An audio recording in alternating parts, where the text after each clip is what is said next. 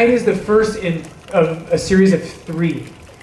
So with the 500-year anniversary of the Reformation, we picked all topics that have to do with Catholic-Protestant dialogue. So tonight we're going to talk about the church. The next one is July 27th. It'll be just like this. We'll have food, we'll have beer. It'll be a lot of fun. So, brief introduction. Tonight my very good friend, Father John Nepil, is speaking. John and I entered seminary the same year. We went through seminary 7 years together. We were ordained the same day in 2011, May 21st, 2011. So we've been priests together now for 6 years. John grew up in Littleton in Highlands Ranch. He started in Chicago. Hockey player. One of his nicknames in seminary was Hockey Hips. Thank you. Yeah, you're welcome. They're crying. So Father John is getting a doctorate at Santa Croce, which means Holy Cross in Latin, in Rome. He's pursuing a doctorate in ecclesiology, which is the study of the church. So he just finished an advanced degree in what's called a licentiate. He passed that this spring, and now he's pursuing doctoral studies. He's a great priest. He's a great friend. Please welcome Father John Nepil. Thanks, buddy.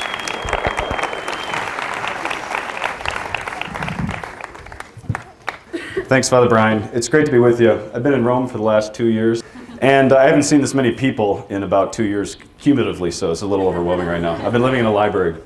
I asked Father Brian today, I said, how long do you want me to talk for? And he said, like 20 minutes. So I was like, like a third maybe of your Sunday homily, usually, is that roughly? So, you knew we had to start with that, right? You gotta be careful making fun of a guy who then has the microphone after you, so. Now, I'm really honored to be here tonight. Don't be too impressed by the credentials. I'm starting a doctorate. I have not done a doctorate. I don't really know that much about ecclesiology. And as they say about doctoral students, you learn more and more about less and less until you become an expert about absolutely nothing. And that's really what I feel like. Like, if I would have given a talk on ecclesiology a couple years ago, I would have been like, oh yeah, but now I'm like, I don't really know what I'm talking about. So. And 20 minutes is not a terribly long amount of time, so I'm going to try and take one thing tonight and just try and unpack that for us. Just one aspect. There's so much to talk about on this question of the church. And the topic tonight, just before we get into it, is one that he kind of lined up for me, but really the question that we're asking tonight is why the church? Why the church? Which is a fantastic question. It's also a fantastic book by a guy named Luigi Giussani, a wonderful priest, Italian priest, so I highly recommend that. And he's kind of my inspiration for how I want to kind of focus on it tonight. A lot of times when we talk about the church, we talk about certain things. We talk about the hierarchy, we talk about authority, we talk about papal infallibility. We go right to those polemical topics that we often disagree with. And tonight, I don't really want to do that. So Father Brian's like, you got to quote scripture. I just mentioned scripture, does that count? I'm not going to go into the Bible. Father Mike will talk about the Bible next month. I want to talk about the experience of the church and why the church becomes a necessary part of Christian faith. Because we're living in a post-Christian age, and these questions are kind of arising again in a new way. And we have to take them up in a different approach and with new freshness, so to speak. So what I'm going to suggest tonight is that we're going to take a different angle on the question of why the church. We're not going to go at it from your typical kind of hit-em-up apologetics. I want to study it from a different perspective, all right? But before we do that, the question of why the church and what are we talking about, let's just set the context here. We're living in a time when Christianity is in decline, and that sounds kind of scary to say. What I mean by that is that we're moving from Christendom back to the apostolic age, right? We are not living in a Christian culture. We're moving into a post-Christian culture. And that means that we're going back to forms, structures, and the reality of Christian life much more like it was in the early centuries than it was in the medieval period, right? And that's a hard thing to kind of get our heads around because it doesn't feel like that. And we got a beautiful turnout this evening. But culturally, we've moved away from the faith. And the number one object of hatred, in my opinion, is precisely the thing that I'm spending my life studying, which is the evil Catholic Church, right? Which the world hates. They still kind of like Jesus. They're still fascinated by Jesus. When you read Friedrich Nietzsche, you see he's got this curious fascination with the person of Jesus. He still kind of captivates. But the church is the thing that everybody can't stand, everybody wants to throw out, and frankly, a lot of Catholics find to be an obstacle to their own pursuit of Jesus Christ. So that's problematic. That's a tall order for 18 minutes here, right? But what we're going to do is we're just going to take kind of a different angle on it. And I want to speak about this tonight in light of what we'll call mediation. Mediation. If somebody says to you, what was that talk about you went to at Lourdes? Just remember that word, mediation. All right?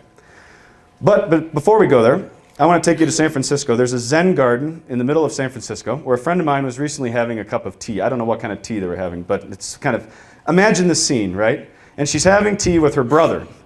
And her brother's a fallen away Catholic.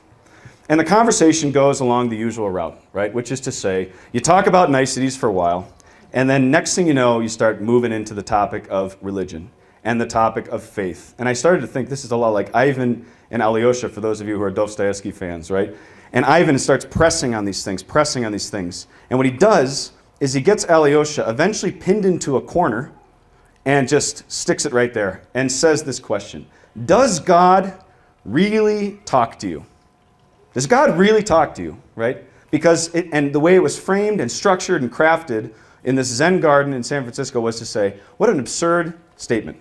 What an absurd possibility. And one that is truly, in the best sense of the word, unbelievable, right?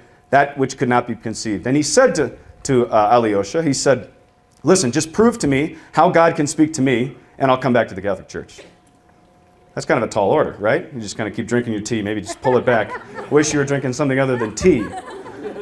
But here's the thing. We find ourselves in these situations all the time now, right? The basic presuppositions and structures which make faith possible are starting to be stripped away. They're corroding away in our society.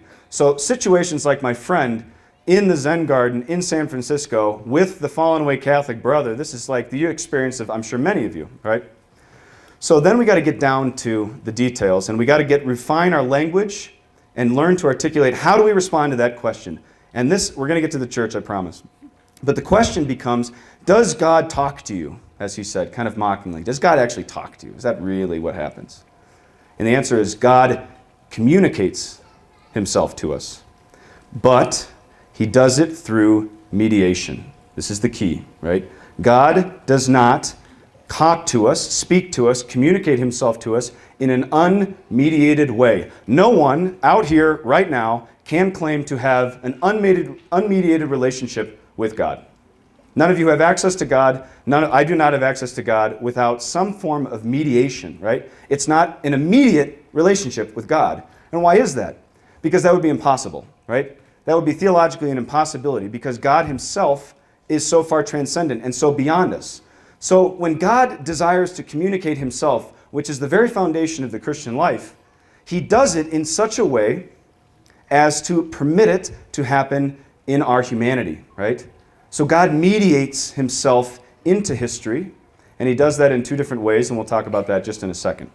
Now, you're hearing this and you're saying, oh, that's kind of abstract. That's kind of abstract. And frankly, that sounds a little bit awkward, right? We don't like mediation, right? We don't like to be mediated. My dad, Deacon Darrell, where are you? Right over there.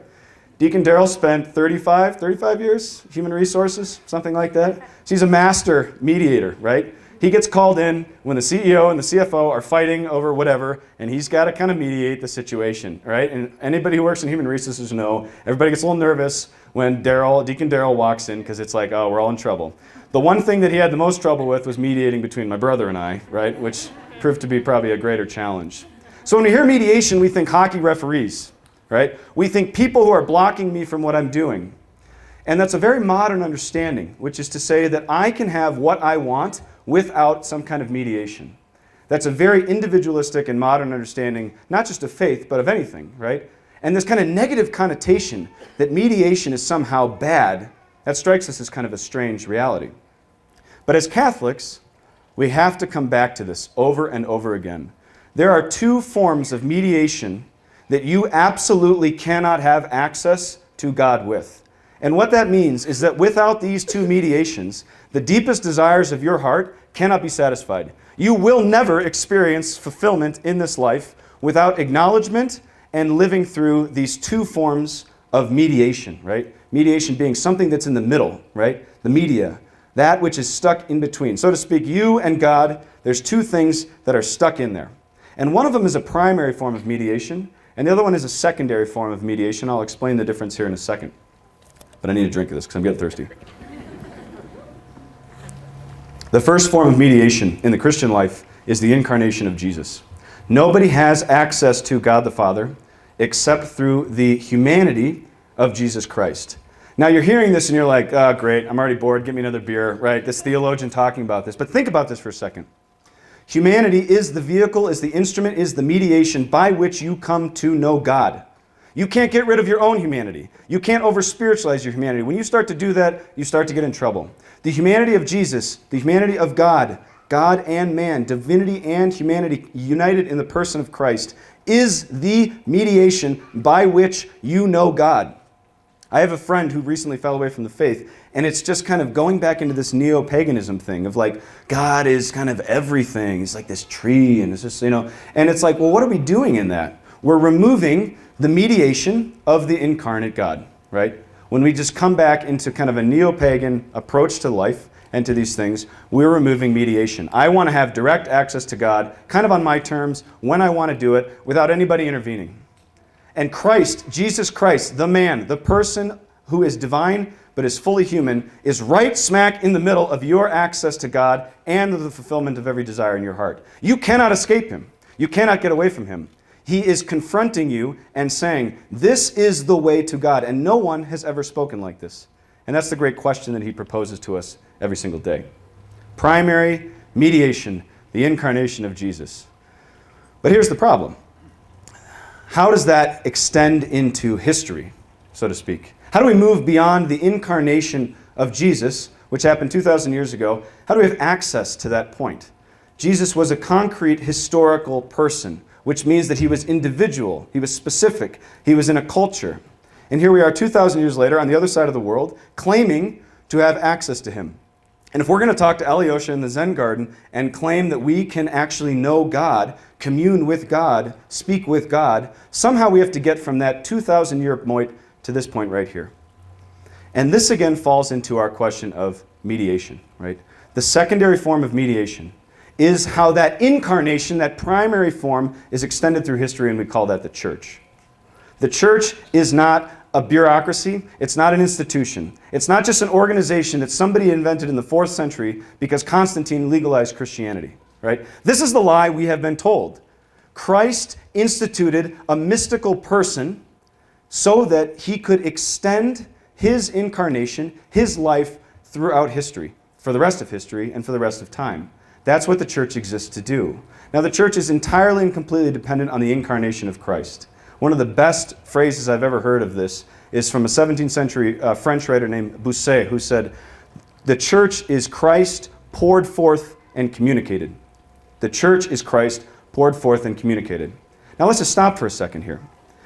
Many of us experience the church as this weird kind of institutional block between Jesus and ourselves, right? It feels stale. It feels difficult. All these rituals, all these dogmas, all these things we have to get through. I was just meeting with some friends who are getting married in a couple weeks, talking through the details of the wedding. Why all this ritual? Why all this liturgy? Why all these ideas? Why all these dogmas, these priests, these outfits they wear, all this different stuff?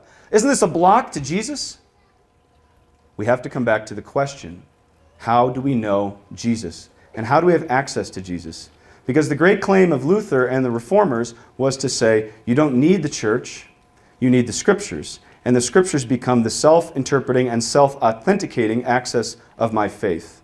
You fast forward 300 years, and a theologian named Schleiermacher is going to move from the authority to Scripture, and he's going to become the father of contemporary Protestant Christianity, and really everything, even the Catholics we've picked up on this, to say that it's all about me, the subjective appropriation of the authority and the form by which I know Christ. So that comes from Schleiermacher, right? The Reformers were really, in many ways, brilliant theologians who had very specific issues at work, and it blew up in a very complex political situation. We don't have any time to go into this right now.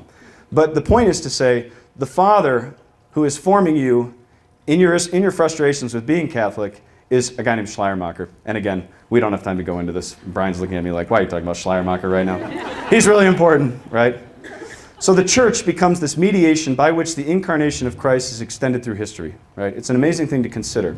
But even in the year 256, they had already realized this. There was a great theologian named St. Cyprian. And St. Cyprian was dealing with a section of North Africa that was separating, right? That was going way too hardcore. They were too rigorous around the persecutions that were happening. And Cyprian had this great line. He intuited this sense of the church as a mediation with Christ. He said, no one can call God their Father unless they call their church, the Mother. No one can call God Father unless they call church Mother. So the mediation of the church is not so much the hockey referee or my dad yelling at us or this kind of thing, right? He never yelled at us, but just hypothetically, right? The mediation of the church becomes the instrument, right? The sign, that by which God communicates his very life and his very kingdom into history, right? The church is essential, but she is merely the instrument of her Lord, right? She's the bride, she's the spouse, we know from Ephesians 5, but she's also, in a very mystical and deep and profound way, the way that we have access to her. So what does that actually mean? What does that mean for your life right now, practically? It means that you didn't give yourself faith. That's where you got to start. And if you think you did, then you're wrong, because the church gave you faith, right? You were baptized into the person of Christ, right? And faith grew from that, right? This is what we truly believe. No one gives themselves faith. Now, is the subjective appropriation of that faith, right, and the recognition that this is important for me to really, to use the other language, to accept Christ as my Savior, that's absolutely essential, right? Faith is essential to these things, but you didn't give ourselves faith. I didn't give myself faith. You didn't give yourself faith. The church gave us faith. Your parents didn't even give you faith. It comes from the church.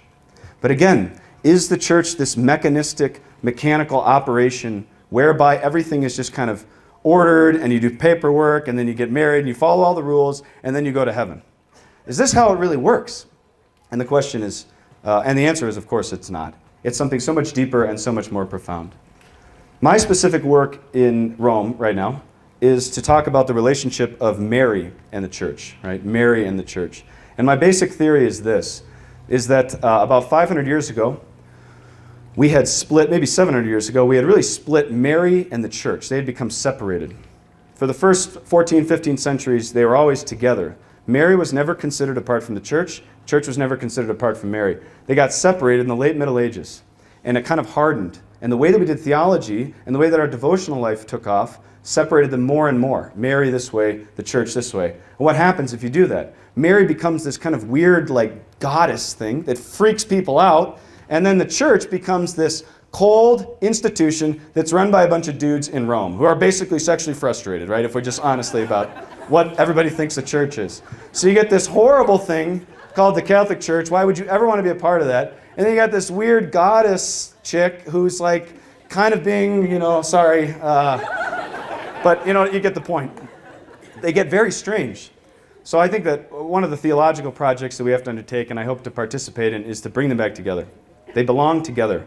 Mary doesn't make sense without the church, and the church doesn't make sense without Mary, because both of them together, as St. Irenaeus tells us, literally 50 years after the Gospel of John is written, that Mary and the church are the new Eve, in a collective and a personal fulfillment. So we want to understand the church. We want to understand her mediation. We have to understand Mary, the mother of Jesus, and her role in an intimate way tied to the church. Yesterday I'm staying out in Arvada with Father Nathan Goebel in the back with the best mullet in town. There it is. That thing is so disgusting. But his hairstylist is getting married in a month, and she refuses. She says, under no conditions will you cut this mullet until after. So we have to look at that thing for another month. So, but I'm staying with Father Nathan. Father Nathan is a pond next to his rectory, and my nephews, Jackson and Micah, came over. And we invented a game called Throw Pine Cones into the Lake, and we did that for about 3 hours, right? Because it was just... And then next thing you know, Jackson wants Micah's pine cones, and we just cannot... There's a gazillion pine cones laying on the floor, but they all have to just kind of pick them up. And then Jackson's like, can I have that one? And he takes it out of Micah's hand, and Micah's grabbing him, and I'm like, someone's going in the lake real soon. And I'm watching my sister, who's a really good mom, and she just talks him through, okay, Micah, you need to ask Jackson nicely. Jackson, we don't grab, right? She's just instructing them, but she's doing it very, very calmly and very smoothly. And I thought to myself, that's mediation. That's what mediation looks like, right? That's what we need, maternal mediation. We're not talking about some instrumental causality here. We're talking about the maternity of a mother, of a family, that is necessary. Could you imagine if it would have been me up there with Jackson and Micah? We all would end up in the lake probably, right? But the mother has this particular role of mediating relationship. And this is the key. Because at the end of the day, you can't prove that the Catholic Church is right, right? This is not some kind of just logical thing where we just kind of start from point A, premise, conclusion. The Catholic Church is right, everybody else is wrong. That's not how it works. That's not how faith works. And that's not how the church works. That's not how Jesus works, right? Mediation, what we're discerning here, what we're talking about, has to come from an argument more about fittingness, which is to say this. If the church is principally a mediation of Christ, communicating Christ through history, why would that be the case? Why would that be the case? Why is that necessary? Why would Jesus do that? Hypothetically, if we just throw the question out there that Christ himself instituted the Catholic Church, why would he do that? Why not just find another way? Find a more immediate way, right? And this is the next point, and this is where it's going to get a little tricky. But mediation exists because of relationship, right? Think about my sister. Imagine that, right? She is mediating a relationship between her sons.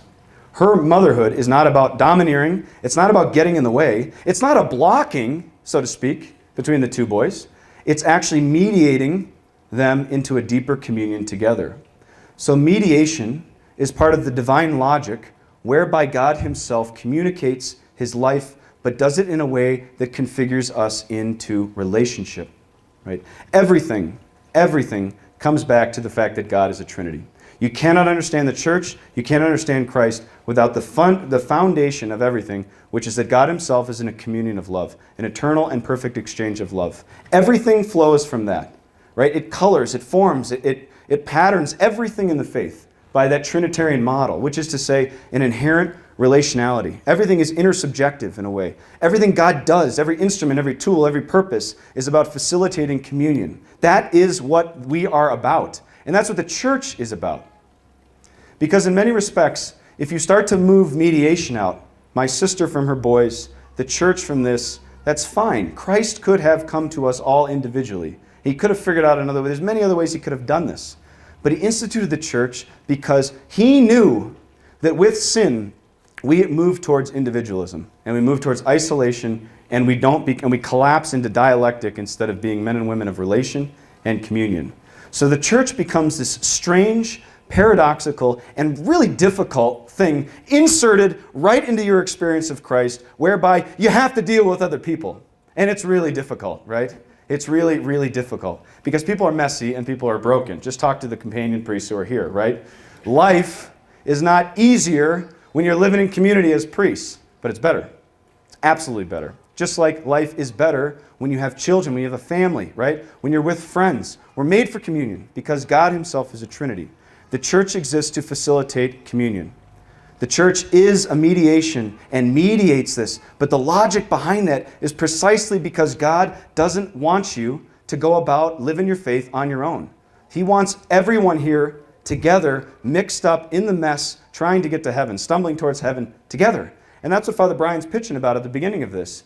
Especially young adults. We're the worst at this. Well, I guess I'm not really a young adult anymore, but just go with it. You want to just show up for cool, events and go to Mass and then just peace out, right? That's what we like to do, right? Because we're millennials and we're non-committal, whatever. We all hear all these things, right? But we got to get serious about the fact that the Catholic Church is a communion and she exists in the communion of Jesus and she is fundamentally a mediation of Christ in a form that demands relationship. And that's an incredible thing to consider. Absolutely incredible. We cannot get out of this together, and we can't get ourselves to heaven together. And that's really a major problem, is that we're living in an age where religion has been reduced to therapy. It's been reduced to kind of individual spiritual self-help. And this is extremely problematic because Christ didn't envision it like that. He envisioned it in a universal, cosmic way that we're all kind of tied up in that together. And that means that every encounter with every person you meet tonight and in the subsequent days is providential, is ordained, and is specific. And the church, being the instrument by which God's grace travels into your life, does so to facilitate relationship with the Trinity, but also with each other. An image I like to use when I speak about this is, I say, being Catholic is not like playing golf. It's like playing rugby, right? Now I'm biased to that because I used to play rugby and I kind of suck at golf. But the point of that is to say this. Golf, everybody's kind of doing their own thing, right? Everybody's kind of, sorry Jess, we got a great golfer right there. I'm trying not to make eye contact with the good golfers here, but golf is a great sport. Jess is really good at golf. But the point is to say everybody's kind of doing their own thing, right? We're all hitting our ball, falling around. We're kind of there together, but we're all on our own path. Compare that with rugby, right? With a scrum, right? I remember the first time I went to a rugby match, my brother played for Franciscan University, and he goes into this scrum, and he comes out, and his face is just completely covered in blood. He had just broken his nose, and there's some crazy rule in rugby where you basically can't leave ever, except if you're dead. I think they kind of... So he's playing, but he's just got blood everywhere, and like, by the end of the game, I think his teammates, everybody on the field had his blood all over them. It was like a scene out of Braveheart or something. It was crazy. So that becomes kind of an image, a very gross and horrible image of what Catholic faith looks like. Brian, how are we doing on time? We can't get away from the fact that everything God does is about building and forming us into intimate and specific relationships. And we have to have the courage to do that. Because we're living in an age where the Catholic Church is really hated. It's really hated. And a lot of that's our fault, honestly, just to be totally honest. For 5 centuries, we've been trying to hammer it back, defending the hierarchy, defending the authority, defending papal infallibility. We can't just focus on the apologetics. We got to get to the mystery of what the church is. If Catholics start to radiate the beauty of what the church is, which is specifically personal, feminine, and maternal, more than it is hierarchical and authoritative, if we can get to that source again, we're going to inspire and we're going to speak into something and we're going to witness to something that's totally different. Because what the Catholic Church looks like right now is one huge organization that's just got power. And we've had power for centuries, and we're going to just hold on to that power as long as we can. And there are people who are not sleeping, who are not eating, and who are working way harder than we are to destroy the Catholic Church. And they're doing a pretty good job of it, right? So we got to get really serious about getting back to the source and to the very essence of the church, which is to say that she is your mother. She's not an it, she's a she, as I used to tell my kids, right? When I was at a parish priest. It is a she, and she is an it. This is getting complicated, right? It's not an it, it's a she. The church is not men, it's not Father Brian, it's not this building. The church is this mother, this mystical person, which is the bride of Christ, and which is not the answer to your life, but the instrument by which you come to that answer. The answer is Jesus.